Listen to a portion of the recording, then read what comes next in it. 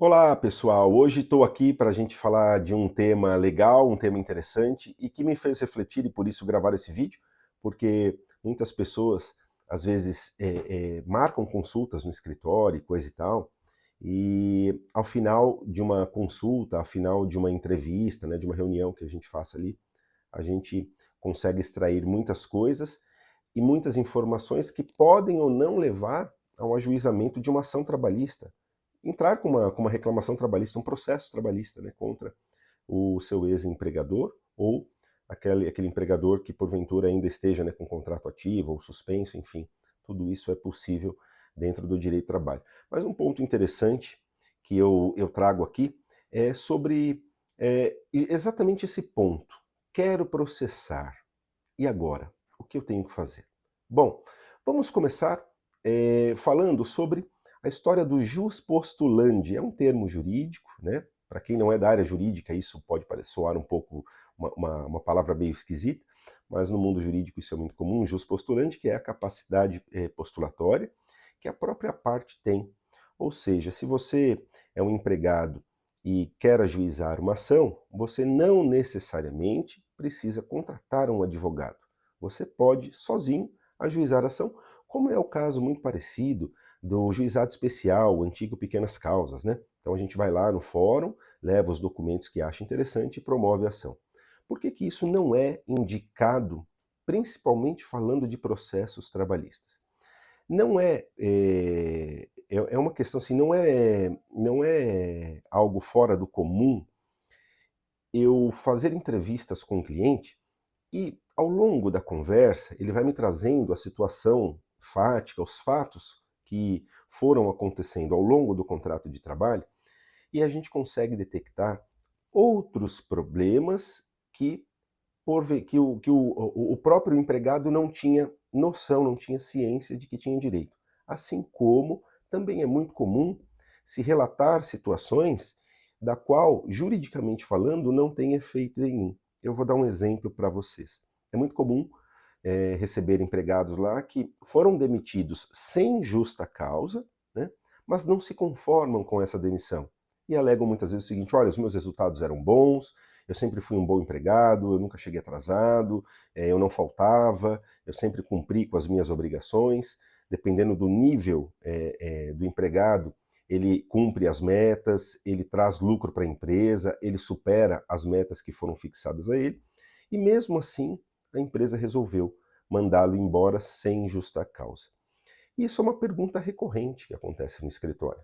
Poxa, mas eu era tão bom, eles mentiram para mim, falaram que estavam fazendo uma reestruturação e na verdade já tinha uma outra pessoa, ou uma contenção de custo e já tinha uma outra pessoa contratada no meu lugar. Isso não poderia ter acontecido, os meus resultados eram bons. Veja só, a legislação trabalhista, o próprio nome já diz, é uma dispensa sem justa causa, ou seja, sem um justo motivo. Então, desta forma, a legislação trabalhista prevê o quê? Que o empregador pode rescindir o contrato de trabalho, né? Só que quando ele faz isso desta forma, sem justa causa, a ele é atribuído a obrigatoriedade do pagamento de duas grandes verbas que normalmente difere de um pedido de demissão para uma demissão sem justa causa, que é o pagamento da multa dos 40% sobre o saldo do FGTS, né, o saldo para fins rescisórios, e também um aviso prévio de no mínimo 30 dias, e para cada ano trabalhado, a pessoa tem mais 3 dias por ano trabalhado, até o limite de 90 dias. Então veja só, a legislação trabalhista, ela permite que o empregador rescinda o contrato de trabalho sem que motive, sem que ele tenha que atribuir a um problema que eventualmente tenha acontecido ao longo do contrato. Contudo, isso causa uma certa frustração em quem vai muitas vezes procurar um advogado para ajuizar uma ação. Então veja só, é um fato que quando ocorre as pessoas acham que tem um determinado direito, que não poderia ter sido mandadas embora, contudo, isso acaba desaguando no cumprimento da legislação por parte do empregador, que rescindiu o contrato sem justa causa e efetuou o pagamento, considerando essa modalidade de extinção do contrato de trabalho. Então isso é muito importante, por quê? Porque, veja, é um fato que muitas vezes causa indignação nos trabalhadores e coisa e tal, Só que, juridicamente falando, se a empresa fez esse procedimento e pagou as verbas rescisórias, sob este aspecto, sob este ponto, não há o que reclamar, né? Não há o que reclamar. Naturalmente que nós vamos ter outras condições que, de repente, podem estar por trás dessa demissão, que possa se tornar uma despedida obstativa, que pode se tornar uma despedida discriminatória, mas num caso puramente falando de uma simples rescisão contratual sem justa causa, isso pode acontecer. Então, o que eu quero dizer com isso? Veja que muitas vezes situações fáticas são postas num processo, mas que elas devem ter uma relevância jurídica ou alguma violação a uma norma jurídica para que a gente, de fato, possa buscar os direitos. E isso é muito importante. Por quê? Aí eu volto naquele ponto inicial. Eu quero ajuizar uma ação, mas será que o que eu estou pensando, de fato, faz sentido? Eu tenho algum direito a receber? Por isso que não é recomendável que nós busquemos a Justiça do Trabalho sem estar acompanhado de um advogado, porque nesse ponto pode ser até que você tenha outros fatores e você ficou tão focado naquilo que achava que tinha direito, mas você tem outros fatores que não foram trabalhados ao longo de uma entrevista e que poderiam trazer outros créditos para você em relação a isso. Então, o primeiro ponto é, tem o jus postulandi? Sim, tem o jus postulandi, mas é muito importante, e eu sempre recomendo que não vá sem um advogado, não ajuize uma reclamação trabalhista sem um advogado. Outro ponto de extrema relevância é com relação a provas. Sabe que quando eu estou entrevistando um cliente, uma das primeiras coisas que eu falo para o meu cliente é o seguinte: pense sempre assim, olha, toda situação fática que você está me relatando, é muito importante que você tenha como provar isso que você está me dizendo. Por que eu falo dessa questão da prova?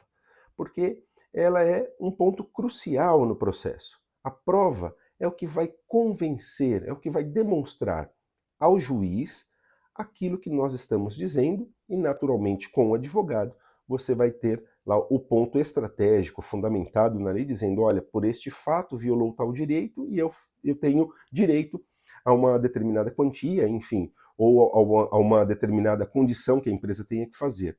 Então, preste muita atenção, porque não também, como é que eu posso dizer, não é incomum eu receber clientes no escritório que eles me trazem uma série de situações fáticas, relevantes, que demonstram a violação de um direito, de um determinado direito. Contudo, ao final desta fala, desse relato fático, ele vira para mim e fala assim, mas isso eu não tenho como provar. Legislação trabalhista, né, ela é muito criteriosa com relação a isso, e basicamente, eu não estou falando a exceção, mas vamos falar a regra, basicamente, quem tem o ônus, o encargo, quem tem que provar é aquela pessoa que alega determinado fato em juízo, né? Então, se eu estou dizendo alguma coisa que foi feita para mim, ou que não foi paga, ou que, enfim, nós temos que provar. Naturalmente que nós temos diversas formas de fazer a prova. Nós temos a prova documental, às vezes o documento já demonstra aquilo que nós estamos alegando. Nós temos uma prova pericial, principalmente quando nós temos casos de periculosidade, insalubridade, ou redução de capacidade laborativa em razão de doença ocupacional ou acidente de trabalho. E nós temos uma prova muito importante também. Temos as provas emprestadas, que muitas vezes a gente traz de outros processos, mas nós temos um ponto muito importante e que na Justiça do Trabalho ela tem uma validade muito grande, que é a prova testemunhal. Isso é um ponto importante, né? Por quê? Porque a testemunha, ela traz a realidade daquilo que acontecia ao longo do contrato de trabalho. Ela disse, olha, eu vi, eu sabia que era assim. Então veja que quando a gente vai para uma audiência trabalhista, quem nunca foi, ou quem ainda vai participar de uma audiência trabalhista, vocês vão perceber que o juiz faz a pergunta para ver se tem proposta de acordo. Não havendo a proposta de acordo, vamos começar a instruir o processo, e no momento em que for ouvidas as testemunhas, a primeira pergunta que o juiz vai fazer à testemunha, após qualificá-la, e aí tem uma questão de prestar compromisso, isso é matéria para um outro vídeo, ele vai dizer o seguinte: o senhor conhece o reclamante, quem está processando? O senhor trabalhou com ele? E a segunda pergunta é: quanto tempo você trabalhou lá com ele? Então veja que neste ponto, o que o juiz está fazendo? Ele está pegando a testemunha e colocando ela no tempo e no espaço. O que é isso? É saber se o que ela vai dizer corresponde ao tempo daquele direito que nós lá atrás colocamos que estava sendo violado, né? E vai também saber se ela tinha como saber isso, porque, veja só, não adianta você... Eu me lembro que uma vez eu estava entrevistando uma cliente e era um processo que envolvia a questão de vínculo de emprego. E eu falei assim, mas suas testemunhas? Ela falou assim, é o meu vizinho. Eu falei, ele trabalhava lá? Ela falou assim, não, mas ele me via todo dia sair cedo para ir trabalhar. Veja só, o que o vizinho pode testemunhar? Que via a pessoa saindo cedo para ir trabalhar. Mas onde ia, que horas, qual era o horário, o que fazia, o vizinho não tem a menor condição de relatar isso. Por quê? Porque ele não viu. Então, olha a importância de nós termos provas, e principalmente essa questão da testemunha. E volto a dizer, dependendo do direito, a testemunha é fundamental para provar. Por quê? Porque nós temos a primazia da realidade, um ponto muito importante no direito do trabalho. Sem querer confundir aqui as coisas, mas fazendo apenas um parênteses, é muito importante porque às vezes a prova documental está dizendo alguma coisa e na realidade acontecia outra completamente diferente. Então, às vezes, a pessoa tem lá um registro que desempenha determinada função, na carteira está anotado, né, vem lá no lerite, determinada função, mas na prática ela exerce outras coisas, outras atividades de uma maior complexidade, de uma maior responsabilidade, e naturalmente recebe um salário como se estivesse fazendo uma função inferior. Então veja, nós temos aí uma prova documental que vai dizer que ele faz uma função menor, mas na prática ele faz uma função completamente diferente daquela da qual ele foi contratado. Então nós teríamos aí um desvio de função a ser trabalhado dentro do processo. O que eu quero dizer com isso? Que a prova documental ela vai perder força à medida em que eu tenho outras provas, seja outros documentos ou até mesmo a testemunha, que era da qual nós nos referíamos, que vai dizer o seguinte: não, fulano não fazia isso, fulano fazia aquilo. Então, olha a importância que nós temos que provar. Tudo isso por quê? Porque o juiz, ele deve ser imparcial e ele vai decidir de acordo com aquilo que as partes o convencer. E como é que eu convenço o juiz? Através das provas, através dos depoimentos das partes, das provas que serão produzidas no processo. E um ponto muito importante, principalmente relacionado agora à prova documental, é porque nós temos momentos oportunos para colocar essas provas no processo. Então, se eu vou ajuizar uma ação, a primeira coisa que eu tenho que pensar é: eu preciso reunir e quais são as provas que eu tenho que demonstrar para determinados fatos. Então, quero processar. E agora, primeiro ponto, saber como é que nós vamos provar aquilo que eventualmente nós estejamos indignados ou inconformados ou de fato pelo direito violado. Então, este é um ponto importante. Por quê? Às vezes se reúne uma série de provas documentais, né? Vamos pensar aí casos de acidente de trabalho, doenças ocupacionais, que lá tem um calhamaço de documentos, os exames, relatórios médicos, resultados, né, de exames, essas coisas todas. E a gente tem que, no momento oportuno, qual é? De ajuizar a ação, quando eu dou entrada no processo, este é o momento que eu tenho para juntar tudo isso. Por que eu falo isso? Por que eu falo da importância deste momento tão singular?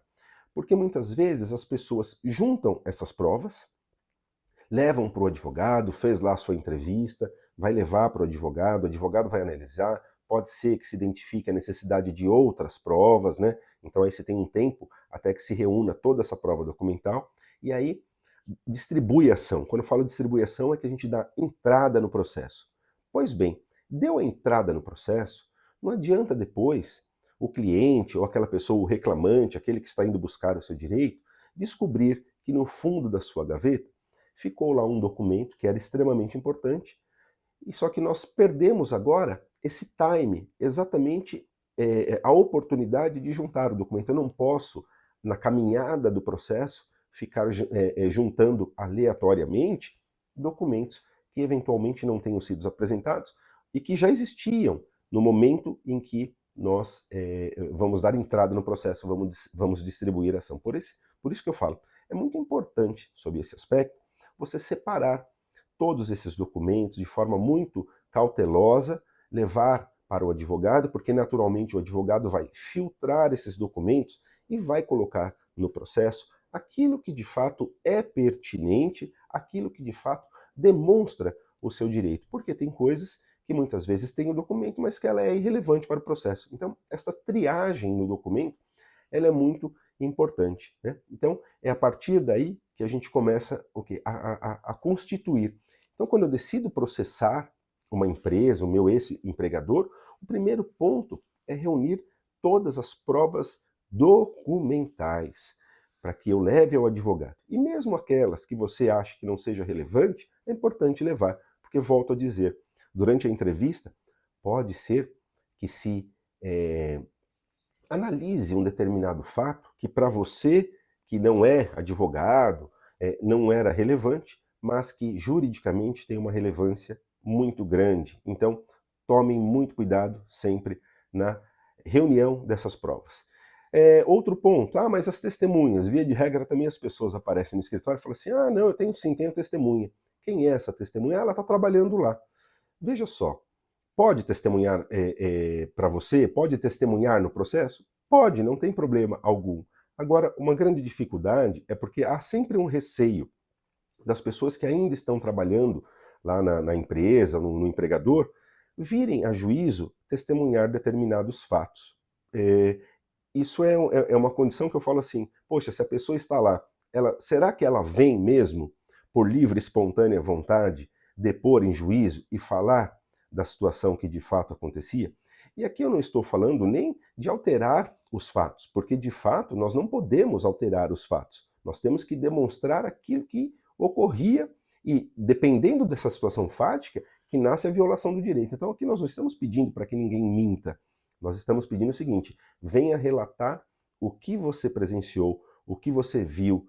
É isso que é importante para o processo. Contudo, volto a dizer, se essa testemunha está trabalhando ainda no ex-empregador, é muito difícil que ela venha em juízo para depor num processo a convite do reclamante. O que pode acontecer é ela vir a convite da reclamada, mas a convite do ex-empregado que está processando a empresa, eu acho essa uma condição muito difícil, a menos que ela já até queira, já não está mais querendo ser mandada embora, ou não esteja mais preocupada em manter o seu emprego, ok? Aí ela pode ser que venha, mas isso é muito mais difícil. Então, nesse ponto, o que a gente sempre orienta, o que é muito importante para você que está pensando em ajuizar uma ação?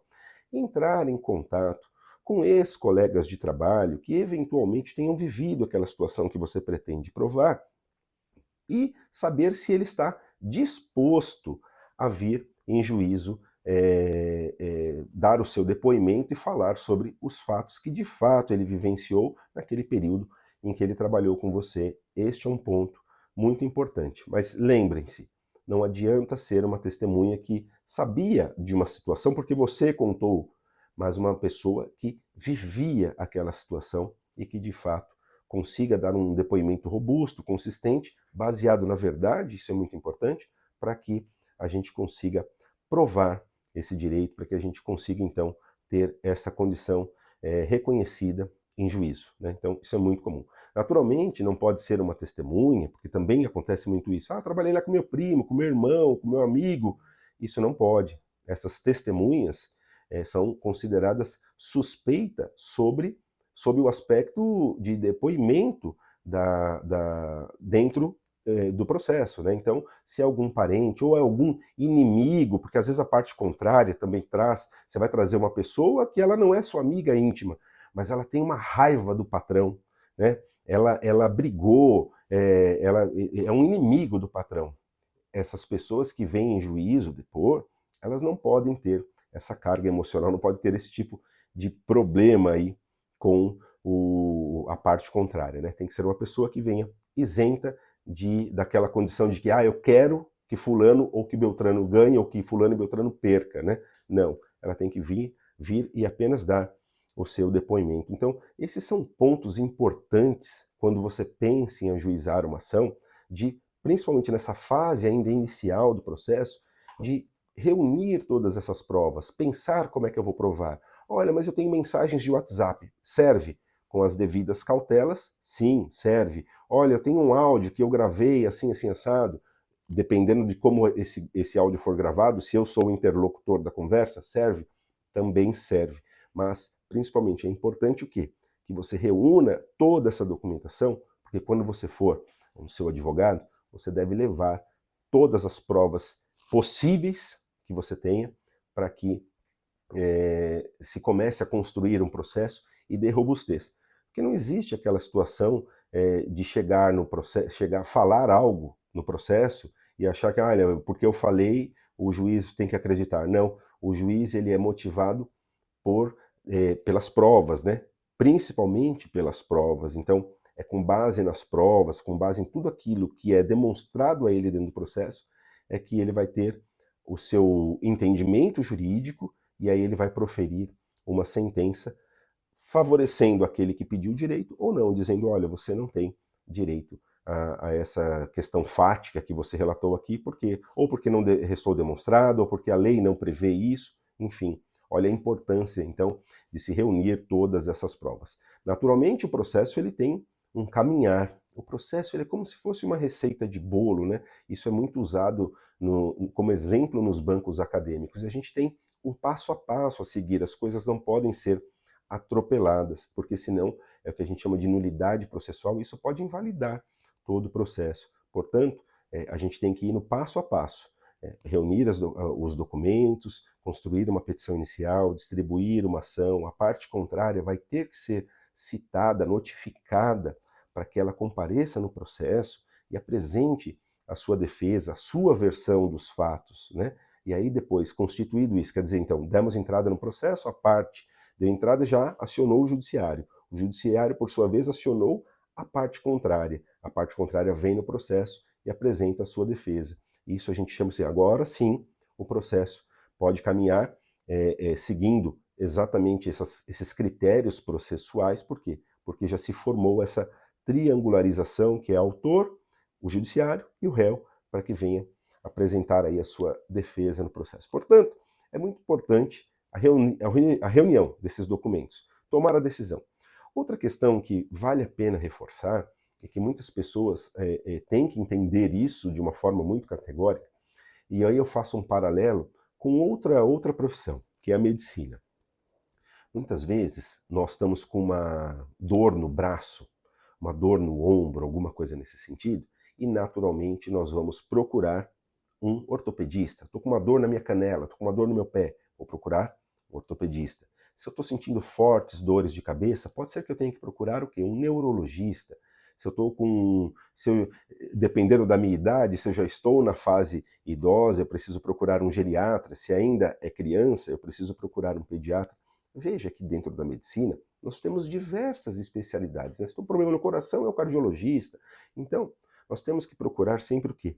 Um profissional especializado na área da qual nós estamos buscando vindicar aquele nosso direito, pleitear, né? Ir atrás dos nossos direitos. Então, por exemplo, se você tomou a decisão, vai ajuizar uma ação, é importante, primeiro, que você conheça o seu advogado, seja através de uma indicação, seja porque você buscou em rede social, seja porque, enfim, mas que você procure um profissional que seja especializado, que conheça daquela área da qual você está buscando o seu direito, né? Eu costumo brincar o seguinte: se a pessoa vier no meu escritório buscando uma questão de direito penal, eu não tenho muito o que fazer, porque não é uma área que eu atuo, não é uma área que eu tenho experiência. Eu conheço de direito do trabalho, eu não conheço da área penal. Da mesma forma como questões tributárias, né? Eu não manjo de questões tributárias, eu não conheço de questões tributárias, então aí eu vou ter que indicar muitas vezes para o meu cliente um outro advogado que seja especialista nessa área e que consiga auxiliar. Por que eu falo isso? Gente, isso é muito importante. Às vezes, a gente busca um profissional que não é qualificado. Uma vez aconteceu isso comigo, permita-me só contar uma passagem pessoal, com o meu pai. Eu busquei um médico para o meu pai, e a hora que eu cheguei no atendimento, a especialidade do médico não era aquela da qual eu havia imaginado que fosse, né? Então, quer dizer, não serviu de nada aquilo. A consulta foi um fracasso. Da mesma forma, é com o advogado. Então, você tem que procurar o quê? Um advogado que seja especializado, que você tenha alguma indicação, alguma referência, né? Para que ele possa, de fato, te assessorar em todos os aspectos jurídicos relacionados àquela matéria. Por exemplo, se é uma questão de direito de família, de alimentos, você tem que procurar um advogado especializado no direito de família. Não adianta você buscar no direito de um advogado que tem essa especialização no direito de família uma questão trabalhista. Pode ser que nós tenhamos profissionais, que você encontre profissionais que atuem em outras áreas, não apenas em uma área, né? De repente a pessoa conhece de direito do trabalho, conhece do direito de família, conhece do direito tributário, não tem o menor problema. Mas é importante que venha de uma indicação, né? Ou que você busque referências desse profissional para que contrate uma pessoa que, de fato, um profissional que, de fato, vai conseguir atender aí, principalmente naquela área do direito da qual você está vindicando, que você vai pleitear aí os seus direitos, que você vai buscar ajuizar uma ação. Bom, questões relacionadas ao processo, ao andamento do processo, claro que tudo isso vai depender muito de em qual vara vai ser, qual vara vai cair o seu processo, é uma distribuição eletrônica, o andamento, porque cada vara tem um juiz, tem juízes, tem os serventuários, então tudo isso é uma complexidade muito grande. Uma coisa importante que eu sempre falo aos clientes e que também vale aqui ressaltar é que muitas pessoas, naturalmente nós não estamos, quem não é do mundo do direito, às vezes fica com receio, fala assim, nossa, eu vou ajuizar uma ação, eu vou falar com um juiz. Pensem o seguinte, isso é extremamente normal para o juiz, isso é extremamente normal para os advogados, e certamente o seu processo provavelmente vai ser o processo da sua vida. Esse é o entendimento que eu tenho quando eu atendo um cliente. Olha, é o processo da vida do cliente. É mais um caso no escritório que vai ser tratado com muita atenção, só que para o cliente é o processo da vida dele. Ao passo que o advogado, ele tem outros processos de outros clientes, né? Então, veja só, naturalmente que nasce na parte o interesse em acompanhar de perto toda a movimentação processual, tudo o que está acontecendo dentro do processo. E muitas vezes essas pessoas se socorrem do Google, se socorrem de sites especializados que buscam informações de processo, né? E que aí eles ficam acompanhando. Veja, isso é um grande perigo. Eu sempre digo o seguinte: se a pessoa se predispôs a ser o advogado, naturalmente ele tem que dizer quais são os andamentos do processo. É claro que esses andamentos, via de regra, são os andamentos principais. Olha, quando marcou uma audiência, se marcou uma perícia, quando sai uma decisão, se você vai recorrer, não vai recorrer, se a parte contrária recorreu, não recorreu. Por quê? Porque existem vários pontos que acontecem dentro do processo que, para o seu direito, não há influência nenhuma, contudo, desperta muitas vezes a curiosidade e a pessoa vai para o Google e começa a fazer perguntas, seja para o Google, seja para o chat GPT, seja para esses sites de buscas de processo, e acaba não entendendo o rito do processo. Gente, quer saber andamento do processo? Tem que pesquisar no site oficial.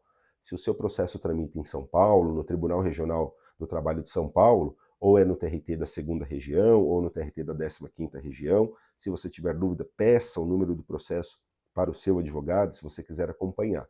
Mas veja que lá pode ser que você encontre nomenclaturas que, aqui fora do mundo jurídico, elas queiram dizer uma outra coisa. Por exemplo, né, é muito comum quando o processo vai à conclusão, está escrito lá, conclusos, você vai olhar no sistema, conclusos, o processo foi concluído. Cara, o que é isso? Numa análise muito numa questão muito simples, a pessoa pode ser induzida a pensar que o processo acabou, porque viu lá concluso e acaba associando com a palavra de concluído, né? E não é esse não é isso que quer dizer o processo. O processo está concluído certamente porque está com o juiz para que seja proferida um despacho, uma decisão, alguma coisa interna dentro do processo, né? Muitas vezes as decisões elas já estão colocadas no site, quando você vai pesquisar, só que o advogado ainda não foi intimado porque não publicou no Diário Oficial. Então também este é um outro ponto muito importante, né? Porque às vezes está lá no site, mas o advogado ainda nem foi intimado. As pessoas ficam acompanhando naturalmente os seus processos, ficam ansiosas, isso é extremamente normal. Contudo, ela já fica desesperada ligando para o advogado, olha, saiu a decisão assim, assim, assado. Calma, sempre que sai uma decisão, nós seremos intimados no Diário Oficial e vamos ter, naturalmente, o prazo que a lei nos dá para que a gente tome alguma decisão, faça alguma manifestação ou tome alguma conduta jurídica, né? Opte por alguma conduta, por uma saída jurídica aí, para resolver aquela situação, para cumprir determinada imposição feita pelo juiz, para apresentar alguma coisa. Então, enfim. Mas é importante, né, que sempre que você queira saber algo, consultar o advogado, aquele profissional que você contratou, volto a dizer que tem que ser uma pessoa da sua confiança, né? Você imagina que chato a gente contratar alguém para cuidar do processo da nossa vida e nós não confiarmos neste profissional. Então, por isso, muita cautela. Naturalmente, aqui nós poderíamos ficar falando muito mais tempo a este respeito, mas o vídeo era para dar esse esclarecimento de pensar assim, poxa, e agora? Vou processar. O que eu preciso fazer? Então, aqui a gente já deu uma boa informação, acho que passamos aí por pontos interessantes e importantes, mas que fica aqui sempre o nosso alerta de contratar um profissional de sua confiança, reunir as suas provas e evitar, naturalmente, essa questão de ir sozinho à justiça, porque pode ser que você seja surpreendido por desconhecimento mesmo, né, do próprio andamento processual e acaba aí tendo o seu direito prejudicado. Beleza? Bom, fiquem atentos aí a mais informações. Eventualmente eu gravo aqui uns vídeos falando sobre essas coisas interessantes do processo. E se você quiser continuar nos acompanhando, clica aqui, vai nos seguindo aqui no YouTube. Também estou na rede social. E foi um prazer ter vocês aqui até agora. Um grande abraço do professor Tiago e até o próximo vídeo.